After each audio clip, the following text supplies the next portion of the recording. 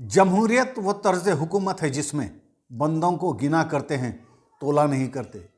दोस्तों, डेमोक्रेसी में चुनाव की पद्धत जो होती है वो वैसी होती है जैसा कि दूध से उबाल कर मक्खन निकाला जाए।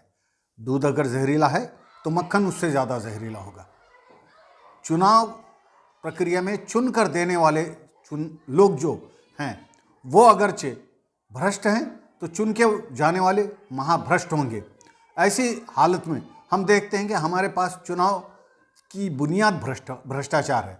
लिहाजा मुसलमानों का ये मौका है और मुसलमानों के पास वैसे लोग भी हैं जो कैरेक्टर वाले हैं, तक़वे वाले हैं। उनको सियासत से दूर नहीं रहना चाहिए, सियासत में आना चाहिए और एक वैल्यू बेस्ड सियासत मुतबादिल के तौर पे देने की कोशिश करनी चाहिए। देर से ही सही इसके नतीजे ज़रूर आएंगे इंशाअल्लाह। मेरे इस विश्लेषण पर सोचिए ज़रा।